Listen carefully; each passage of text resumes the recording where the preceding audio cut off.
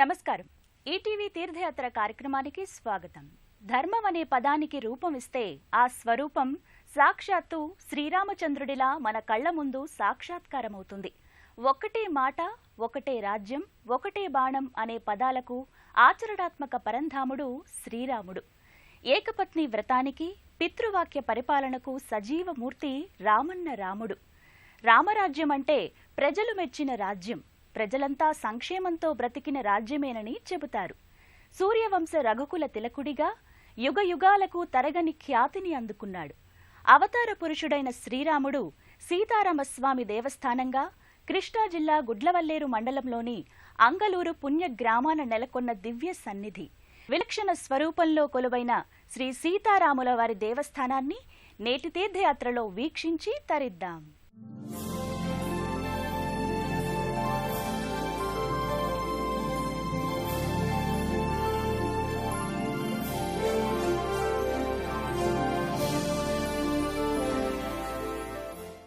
విశ్వామిత్రుని ప్రియ శిష్యునిగా, దశరథుని పట్ల పితృభక్తి పరాయణుడుగా, సీతకు ఏకపత్ని వ్రతుడుగా, లక్ష్మణ భరత శత్రుఘ్నులతో భ్రాతృప్రేమకు మారుపేరుగా అయోధ్యాపురాధీశుడైన శ్రీరామచంద్రుడు మూర్తీభవించిన నిదర్శనంగా నిలుస్తున్నాడు. త్రేతాయుగంలో వైష్ణవావతారమూర్తిగా ఆవిష్కారమైన శ్రీరాముడు నరనారాయణుడు. సంపూర్ణ మానవావతారంలో శ్రీ మహావిష్ణువు దాల్చిన అవతారం శ్రీరామావతారం. ఆ రామన్న రామునికి దేశంలో అనేక ప్రాంతాలలో అనేక ఆలయాలు నిర్మితమయ్యాయి. వాటిలో భద్రాచలంలో భక్త రామదాసు నిర్మిత కోదండ రామాలయం చాలా విశిష్టమైన రామాలయం. ఒంటిమిట్ట, శ్రీరామతీర్థం, గొల్లల మామిడాడ వంటి క్షేత్రాలలో శ్రీరామచంద్రుల వారి కోవెలలు మహాపుణ్యతీర్థాలుగా ప్రసిద్ధికెక్కాయి. అంగలూరు అనే గ్రామంలోనూ శ్రీ సీతారామస్వామి దేవస్థానం 3 శతాబ్దాల నాటి పురాతనమైన ఆలయంగా అలరారుతోంది. భద్రాచల గర్భాలయ రాముల వారి మూల విరాట్టుకి ఓ విశేషం ఉంది. ఆ మూల విరాట్టులో సీతారాములు తప్ప మరెవ్వరూ ఉండరు. సాధారణంగా సీత, లక్ష్మణ, ఆంజనేయ సహితంగా కానవచ్చే శ్రీరామచంద్రుడు ఈ భద్రాచలంలో కేవలం సీతారాములు మాత్రమే ఉంటారు. ఇటువంటి దర్శనాన్ని ఏకాంతరాముని దర్శనం అంటారు. సరిగ్గా అటువంటి దర్శనమే ఈ అంగలూరు సీతారాముల వారి గర్భాలయ ఏకాంతరాముని దర్శనం. అందుకే అంగలూరు రాముల వారి దర్శనం భద్రాద్రి రాముని దర్శనంతో సమానంగా భక్తులు భావిస్తారు. ఈ విధమైన ఏకాంతరాముని దర్శనం ఈ ఆలయ మూల విరాట్టు ప్రత్యేకత, విశిష్టత. ప్రాతస్మరామి రఘునాథ ముఖారవిందం మందస్మిత మధుర భాష విశాలఫాలం కర్ణావలంబచలకుండల శోభిగండం కర్ణాంత దీర్ఘనయనం నయనాభిరామం. ప్రతి ప్రభాతాన ఎవరి దివ్య ముఖారవిందం చూస్తే సకల సన్మంగళకరంగా ఆ రోజు వర్ధిల్లుతుందో ఆ సన్మంగళకర మోము శ్రీరామచంద్రుడిదే. విశాల ఫాలం, ఆజానుబాహుడు, మందస్మితుడు అయిన ఆ రఘురాముడు ఈ ఆలయంలో ఎంతో విశిష్టమైన దర్శనాన్ని ఇస్తున్నాడు. ఎక్కడైనా, ఏ ఊరైనా, ఏ దేశమైనా సుభిక్షంగా సుఖ సంతోషాలతో అలరారుతుంటే అక్కడ రామరాజ్యం వర్ధిల్లుతోంది అని అంటారు. రాముని పాలన, రామరాజ్యం అంటే అంతటి అద్భుతమని భావిస్తారు. అటువంటి జగదభిరాముని కోవెల కూడా అంత వైభవంగా ఉంటుంది. కృష్ణా జిల్లా అంగలూరులోని సుమారు 200 సంవత్సరాల క్రితం నాటి ఆలయాన్ని స్థానిక భక్తులు, వదాన్యుల సహకారంతో పునరుద్ధరించబడిన రామకోవెల ఇది. భద్రాచలం వరకు వెళ్లే వ్యయప్రయాసలు లేకుండా ముమ్మూర్తుల భద్రాద్రి రాముడి వలె కానవచ్చే ఈ అంగలూరు ఏకాంతరాముల వారి విగ్రహాన్ని ప్రతిష్ఠించారు. విశేషమైన విషయం ఏమిటంటే ఆ మూల విరాట్టుని కూడా భద్రాచలం నుంచే తీసుకువచ్చారని ఇక్కడి స్థానిక అయ్యవార్లు చెబుతున్నారు. ఇక రాముల వారిని దర్శించుకుంటే కన్నుల పండుగే. ఆ నేత్రపర్వం వర్ణించ శక్యం కాదు. రాముని మించిన దేవుడు మరి లేడు అని శ్రీరామచంద్రుల వారు పేరొందితే రాముని కంటే రామనామమే నాకు ఎంతో రుచి అన్న రామభక్తుడు ఆంజనేయ స్వామి. లక్ష్మణ, ఆంజనేయులు లేని ఈ ఏకాంత సీతారామ గర్భాలయానికి ఎదురుగా ఆ రామభక్తుని మందిరం, ఆ మందిరాన ముకుళితహస్తుడైన అంజనేయసుతుడు ఉంటారు. రాముడు, రామభక్తుడు ఎదురెదురుగా కొలువై భక్తజన మందారాలకు భక్తి పారవశ్యాలను కలిగిస్తున్నారు. కృష్ణా జిల్లా అంగలూరులో వేంచేసి ఉన్న శ్రీ సీతారాముల వారి ఆలయ లోగిలి అద్భుతమైన, పరమ పునీతమైన దివ్య సన్నిధిలా గోచరిస్తుంది.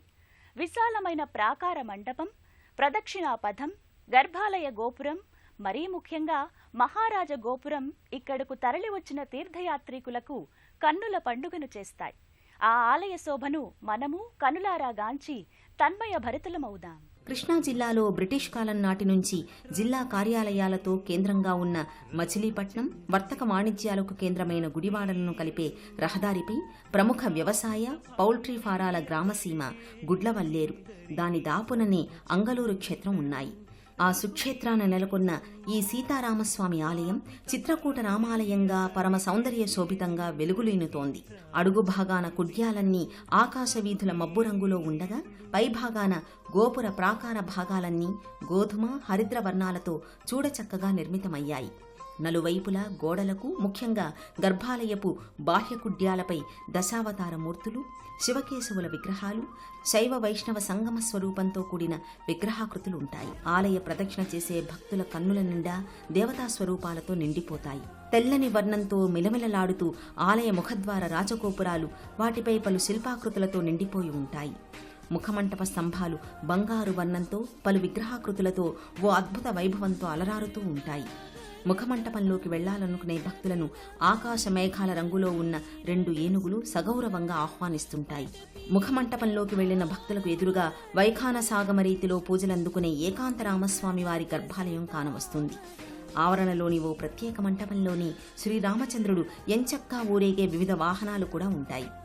ఆలయ బాహ్య పరిసరాలను గమనిస్తే ఓ హిందూ దేవాలయం, హిందూ ఆగమ వాస్తుశాస్త్రాన్ని యథాతథంగా ఆచరిస్తూ నిర్మితమైన ఆలయ ఆవరణం ఉంటుంది. 7 కలశాలపై కుంభాభిషేక పవిత్ర జలాలు జాలువార్చిన 5 అంతస్తుల రాజగోపురం ఎంతో పునీతమై రామదర్శనానికి ద్వారమైనందుకు గర్విస్తోంది.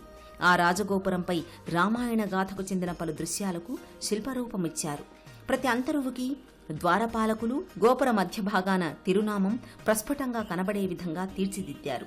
ఆ ప్రవేశ ద్వారంలోంచి ప్రవేశించిన భక్తులు ఎదురుగా కానవచ్చే ఎత్తైన ధ్వజస్తంభానికి నమస్కారాలు చెల్లించుకుని ప్రదక్షిణలు కావిస్తారు. ఆ ప్రదక్షిణంలోనే సర్వాంతర్యామి నారాయణుని వివిధ అవతారాలను చూసి భక్తి ప్రపూరితులవుతారు. ఎత్తైన ధ్వజస్తంభం, విశాలమైన ప్రదక్షిణా మార్గం, ఆలయ ప్రాకారాలపై, గోడలపై పలు శిల్పాకృతులు సందర్శకులలో భక్తిభావాన్ని మరింతగా పెంచుతాయి. ఈ ఆలయ లోగిలిలో వైఖానస ఆగమనం ప్రకారం జరిగే పూజలు, క్రతువులు, నిత్య కళ్యాణం, భజనలు, శ్రీరామనామ స్మరణలతో వెలసిల్లుతూ ఉంటుంది. ఈ ఆలయ దర్శనం భక్తులకు అంతులేని ఆధ్యాత్మిక ఆనందాన్ని కలిగిస్తుంది. మరీ ముఖ్యంగా ఆ త్రేతాయుగ అవతారునికి జరిగే అభిషేక సేవలు ఎంతో ప్రత్యేకంగా ఉంటాయి. ఆ దశరథ తనయునికి ఎంతో ప్రియమారా జరిగే అభిషేక ఉత్సవాన్ని మనము చూసి తరిద్దాం. గర్భాలయంలో ఏకాంతరామునికి, సీతాదేవికి జరిగే అభిషేక దృశ్యం అపురూప దర్శనంగా ఈ ఆలయంలో భాసిస్తుంది. ఆ ఏకపత్ని వ్రతునికి, సత్యసంధునికి, పితృవాక్య పరిపాలకునికి జరిగే పంచామృతాది అభిషేకాలను చూసి తరించి తీరవలసిందే. ధవళ వస్త్రాన్ని ఆచ్ఛాదనగా చేసి ఆ భువనైక దంపతులకు జలం, క్షీరం, దధి, ఘృతం, హరిద్ర, కుంకుమ, నారికేళి ఫలోదకాలతో అభిషేకాలు చేస్తారు. అభిషేకాల అనంతరం వైఖానస ఆగమ రీతిలో సీతకు, సీతాపతికి జరిగే వేద మంత్రోచ్చారణయుత అర్చనలను చూద్దాం. ఆ వేదఘోషను విని మనము ఆ ఆలయ మధ్యమునే ఉన్నంత భావనకు లోనవుదాం.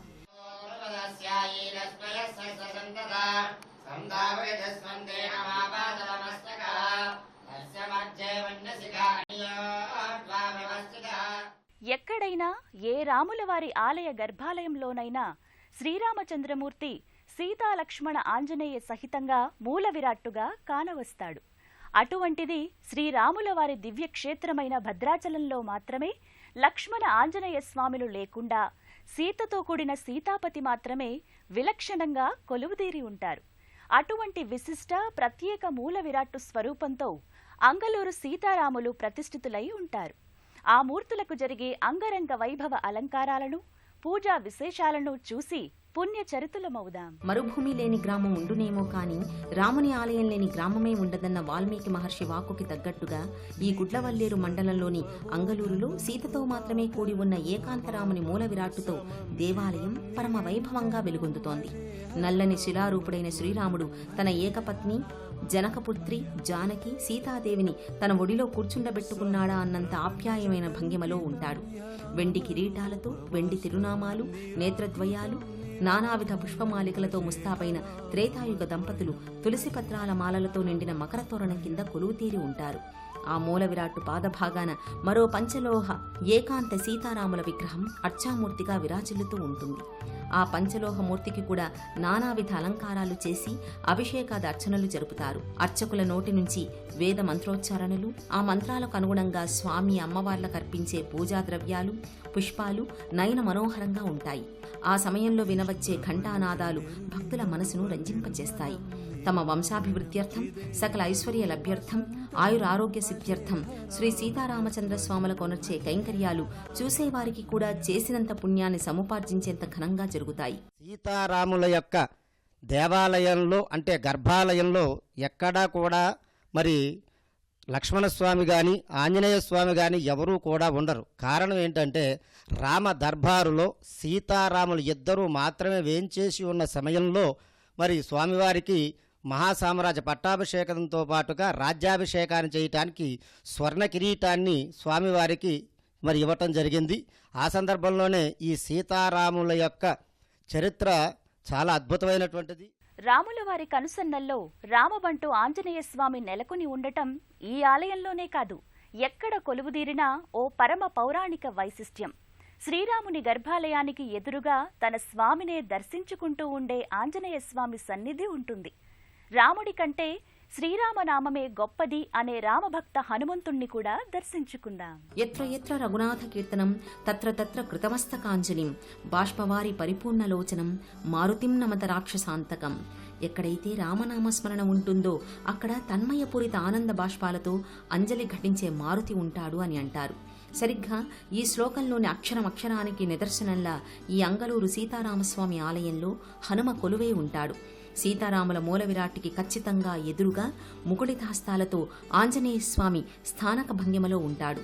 దేవుణ్ణి భక్తుణ్ణి చూస్తే ఇద్దరూ ఒకరినొకరు చూసుకుంటున్నట్టుగా ఉంటారనిపిస్తుంది. వానర వీరుడు రామభక్త హనుమకు తమలపాకుల మాలలు ప్రత్యేక అలంకారంగా భాసిల్లుతాయి. ఈ శ్రీరామ మూల విరాట్టుకి ఈ ఆంజనేయ స్వామికి భక్తులు అర్చనాది కార్యక్రమాలు నిర్వహించుకుంటారు.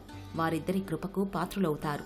రాములవారిని, రాములవారి భక్త శిఖామణిని కనులారా దర్శించుకుని మనసారా అర్చించుకుని సంతృప్తానంద భరితులవుతారు భక్తులు. జగదానంద కారకుడైన ఆ జగదభిరాముడు మనందరి హృదయాలలో ప్రతిష్ఠితుడై ఉంటాడు. ఆ ఆజానుబాహుడు, ఆ దశరథ తనయుడు, ఆ సీతాపతి కోదండాన్ని చేబూని సీతా సహితుడై ఏకాంత రాముడిగా పేరొందిన సీతారాముడు ఈ అంగలూరు ఆలయాన దర్శనమిచ్చి మన మనస్సులను రామమయం చేశాడు.